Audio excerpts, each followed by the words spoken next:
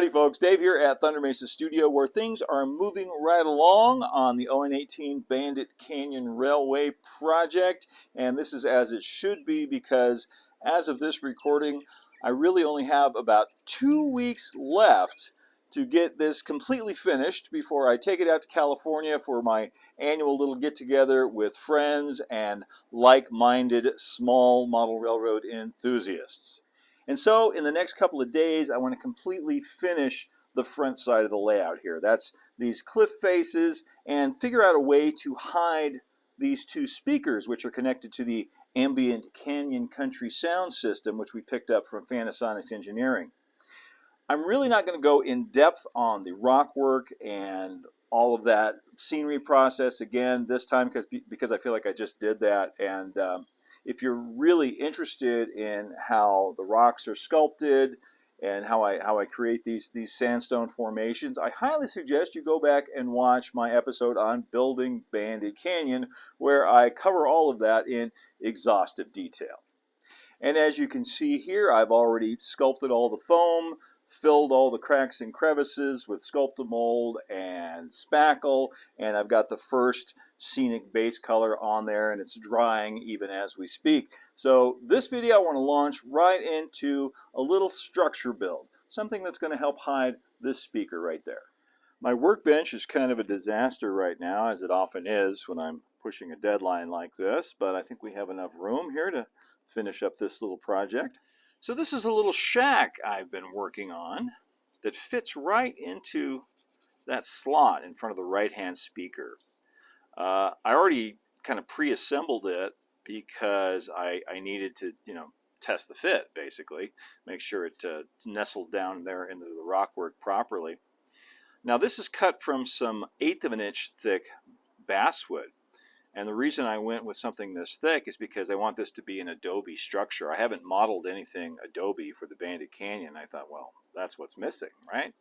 So I'm going to measure up about 3/4 of an inch from the bottom on each side, and I'm making some marks every scale 6 inches using a hard lead pencil. I'm just going to connect those little marks that I made. And now I'll start to draw in some bricks. Basswood is ideal for something like this because it's easy to carve. Now I'll go over all of those lines I just created with my hobby knife and just kind of etch them in. So first all the horizontal lines, and then we'll go back and connect all those verticals. If you've been watching the channel for a while, you know I've used this technique before. This is the same way I did the Butterfield stage depot for Calico.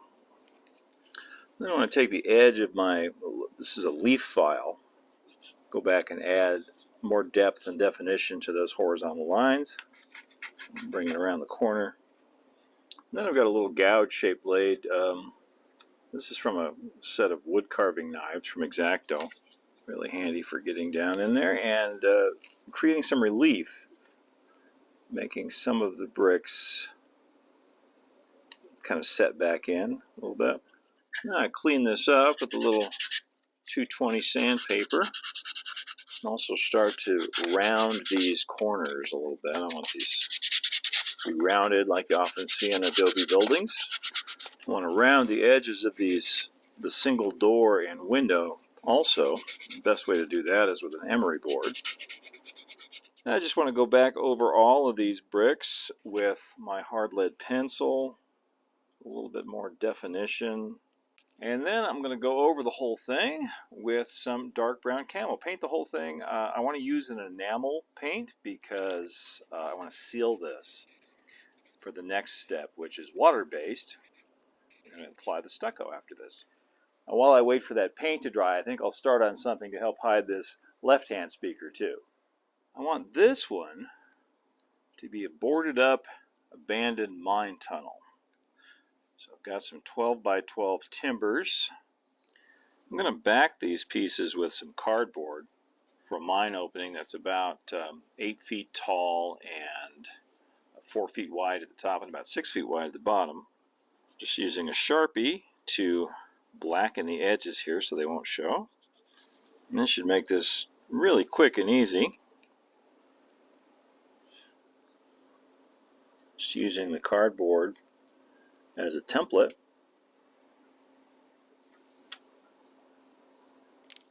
Now I want to board this up because it's an abandoned mine tunnel, and they likely would have used whatever boards were laying around. So in that spirit, I've got a bunch of mismatched boards from my scrap box.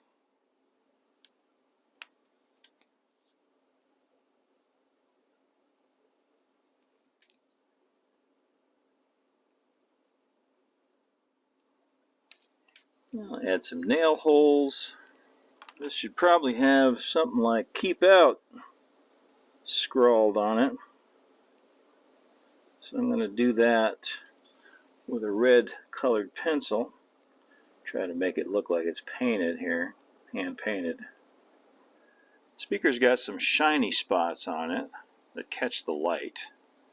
So I'm going to put some black cloth behind this, which should solve that problem. Applying some Eileen's tacky glue to the back of this. Stretch this out taut.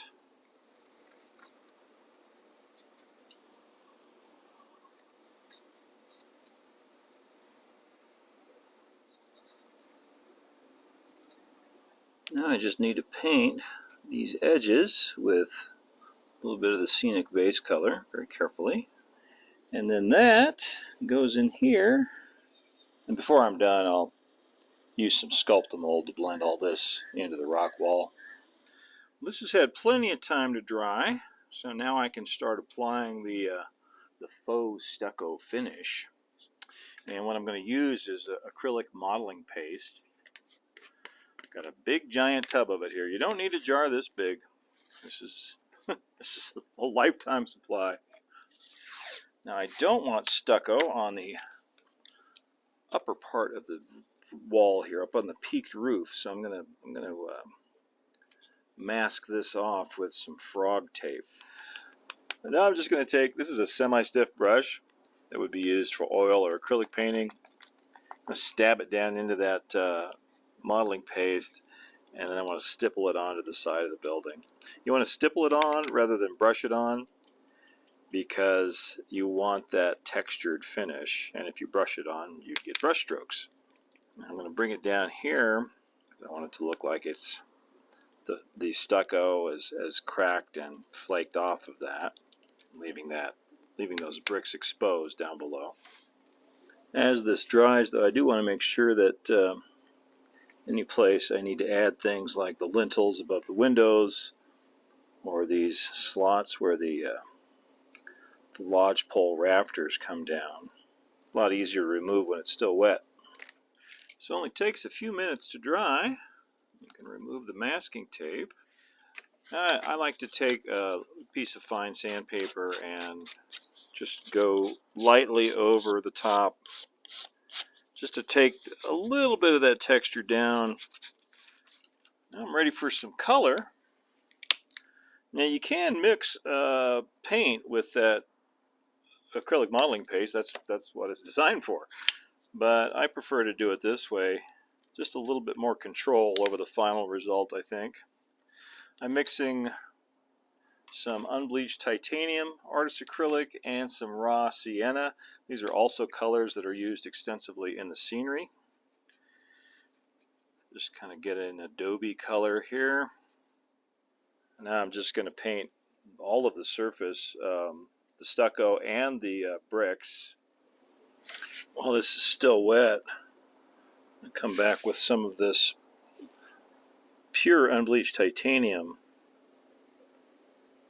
and just kind of make little blotches, mix that together, especially down here around the bottom of the wall. I think I want that to be lighter, sun faded. Presumably these Adobe bricks would be made out of the same red dirt soil that's all over the layout, so I'm going to use the same color to paint them, using a smaller brush here for a little more control.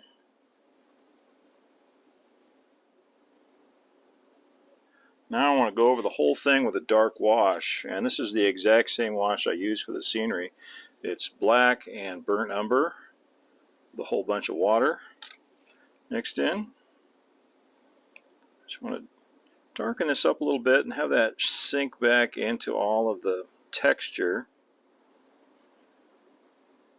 Now I'll mix some burnt umber with that raw sienna and pick out a few of these individual Adobe bricks.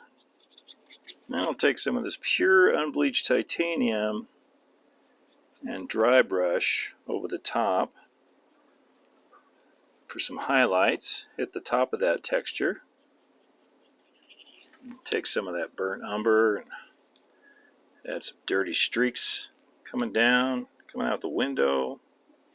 These slots above the door and the window were designed to accept some 6x6 lintels. Go ahead and install those now.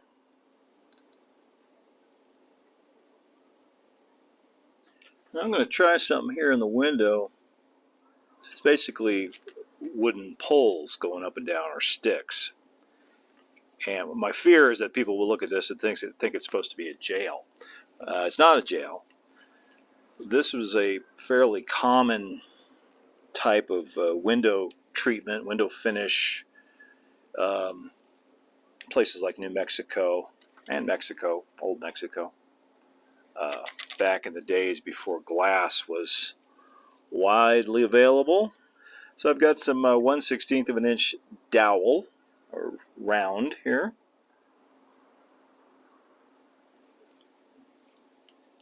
So the idea here, of course, is to let the sound out while, hiding the actual speaker.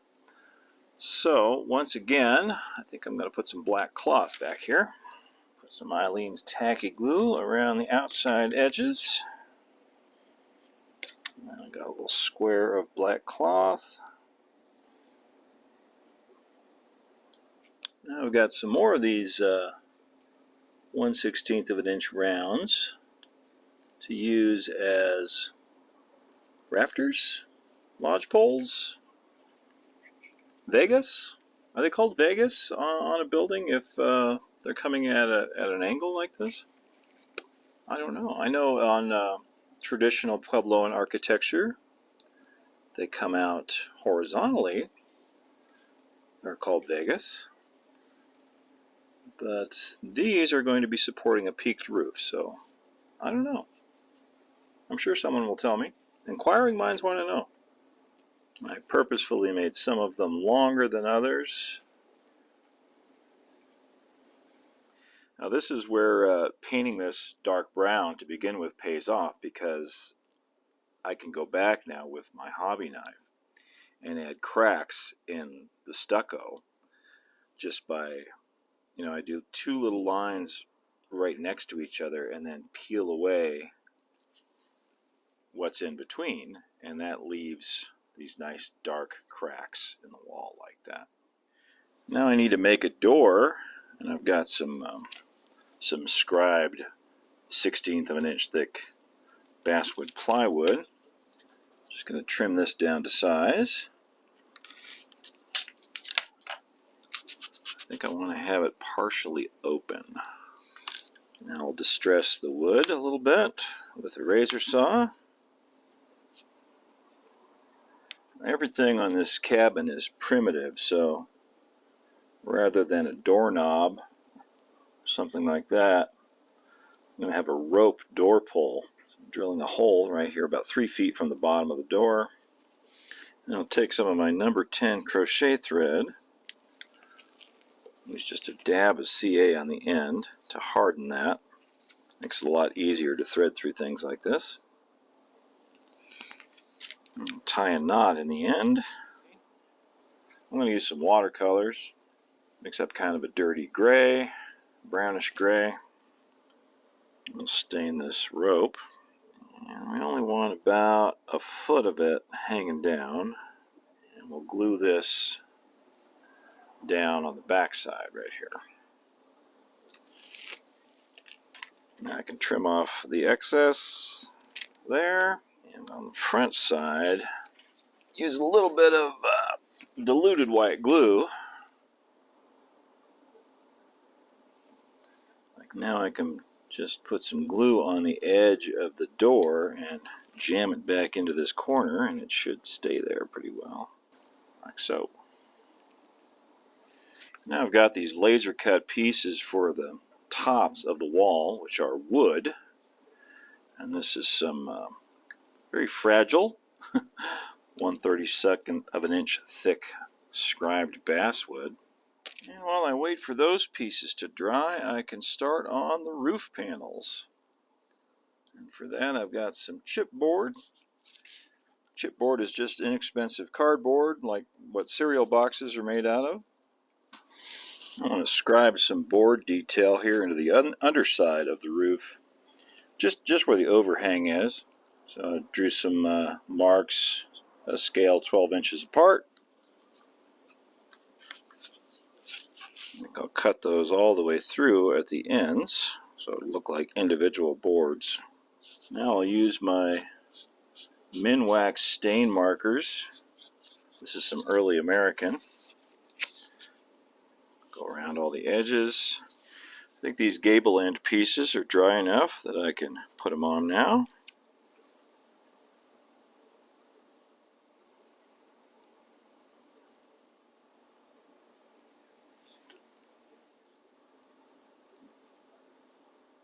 Thin pieces like this are always going to want to curl up, but you know, that's what the clamps are for. I decided I want to add some shutters on either side of the window, you know, in case of inclement weather or flying lead. And so I built these up out of some 1x6 and 1x3s. And now I'm going to add some hinges. Just cut a strip of some Bristol board. And take my brown Sharpie.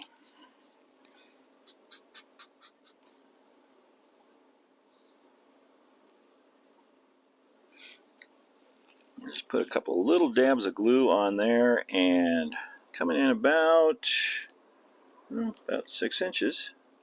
I'm going to wrap it around onto the inside. Take my thumbnails, crimp it right there at the corner. And then I can trim this piece off. Take my nail tool and indicate a couple of holes for screws. And now I can just glue these right to the front of the building.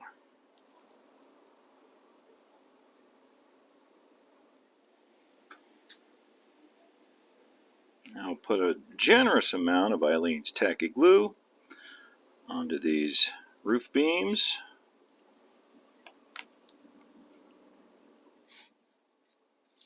A structure like this would have likely had a central ridge beam, probably made from a log, just like the rafters of Vegas coming down there.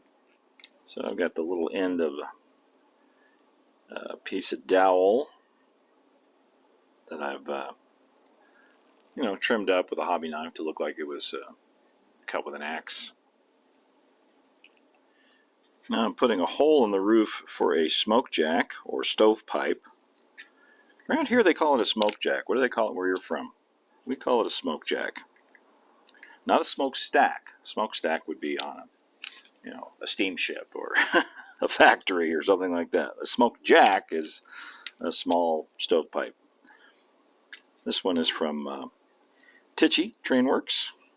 Now for roofing, I'm going to use some of this corrugated material that I got from Chris Bond over at Full Circle Models. You can check him out at fcmkits.com. Just got done cutting it into some 3-foot by 8-foot panels. Now, this particular sample I got from Chris is black, so I'm going to paint it gray with some flat gray primer. I'll wait for that paint to dry, come back and do a little bit more finish work around this mine adit. I've got a thick batch of Sculptamold, and I want to work that in here around the mine entrance. Good old butter knife is one of my favorite sculpting tools for this.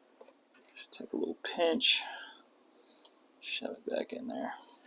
If you're worried about me sealing the speakers up in here, you might remember if you watched the episode on when I installed the sound system, they're actually installed from the back. So even though the front is going to be sealed up, I'll be able to access them from behind. I'll take the rest of this batch and just goop it on here to represent the waste pile that would be down below it.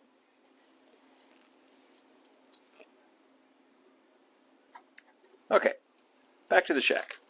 First thing I want to do, I'm going to dry brush on some metallic silver and then just lightly go against the corrugations. Now we've got some nice, clean, pristine, brand new looking corrugated iron. Naturally, we want to do a little weathering. I'm going to start with my colored chalks. Start with the darkest tone. This is a nice dark brown. And get that down inside the corrugations. Then I'll move on to a lighter kind of terracotta color. And then some bright orange. Now before all that chalk blows away, I will get a coat of clear matte finish on there. Now for my favorite weathering medium these days, pan pastels.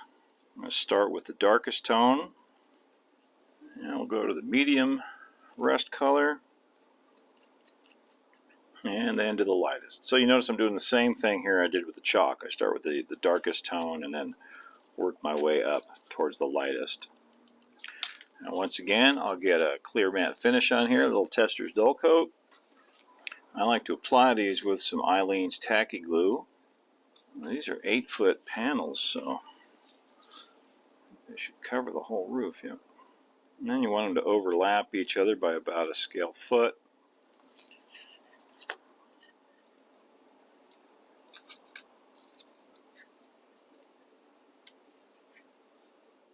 And for the crest of the roof, I like to take a narrow strip about 4 to 6 corrugations wide and fold it over. That'll be our cap for the roof.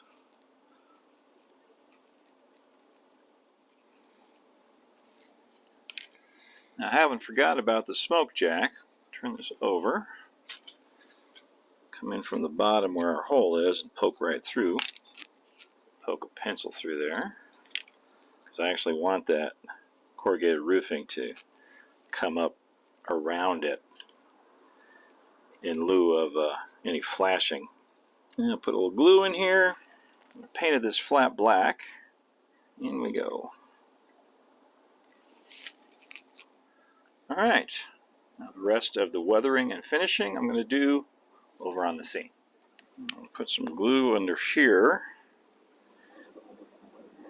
and a little bit along this edge of the roof. And if I did everything right, this should fit right down into this slot, like that. Now I'll use my colored chalks to add a little bit of black soot coming off the smoke jack. I'll punch up this rust a little bit with the pan pastels. Add a little bit on these hinges. While I'm over here, I figured I might as well finish off this retaining wall as well, using some good old 1/4 inch wide coffee stir sticks.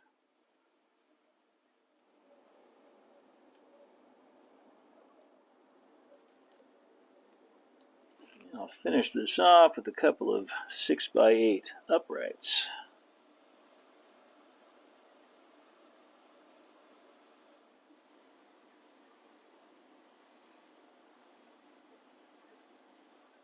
Another thing I can do while I'm over here is ballast this last section of track in front of the blackjack mine, because I want to blend, see where the roof line comes in, I want to blend that in with the ballast.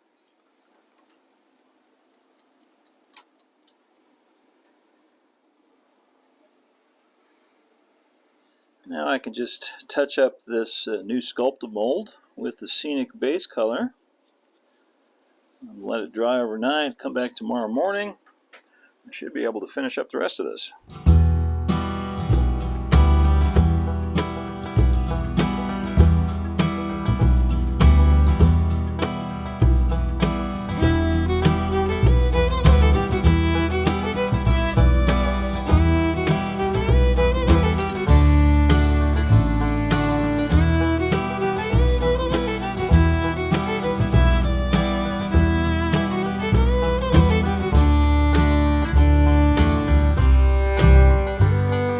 Okay, well now I'm ready to finish this up with some real rock, some desert plants, and a few other small details. I'm going to paint some white glue right here where this waste pile is, coming out of this abandoned mine entrance. And then I've got some red dirt, which is a shade darker than what I use elsewhere on the layout. So it can look like it's, you know, dug up from the depths here. Some larger pieces collecting down here along the ledge. This is the continuation of the path down from Hole in the Wall. So I want to use the lighter colored sand on that because that's what I've been using to indicate roads and pathways. I'll wet all that down. And dribble on some more diluted white glue. Well, everyone got such a kick out of the mule bridge I built down in the canyon. Thought it'd be fun to put one over here that was even more precarious. Just a couple of boards across this broken bit of ledge. And I want to add a little beam up here on the top of this tunnel. Maybe this was an exploratory mine shaft that never went anywhere. And that just leaves the question of how anyone gets down to this cabin. Well, once again, I think a little catwalk will do the job here. At least that'll get you out the door. And then I'll have some rough-hewn logs to act as stair steps climbing up this little ravine here. I wouldn't want to have to climb up and down that, but these are some desperados here. And then I want to add a few cactus here and there. These are from Pegasus scale models.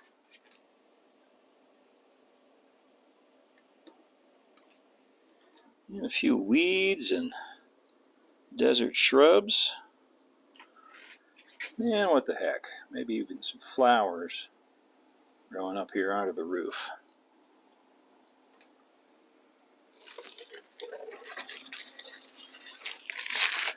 Okay, I think we're done here for now. Oh, by the way, I also made this little tunnel or cave down here, and that's just to hide the little toggle switch that switches back and forth between the daytime soundtrack and the nighttime soundtrack.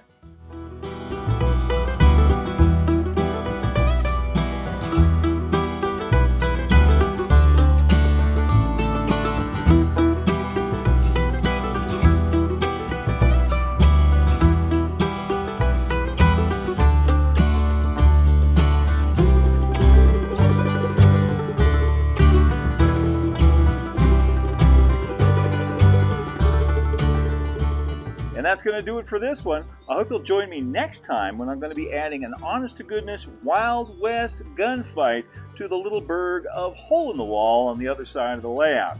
Until then, please like, subscribe, share, and hit that notification bell to see all the videos coming from Thunder Mesa Studio. You can also follow us over on Instagram at thunder.mesa and see what's happening on the Thunder Mesa Studio website at thundermesa.studio. As always, a huge shout out and thank you to our Patreon members who help to make these videos possible. Until next time, keep moving forward, my friends. Adios for now.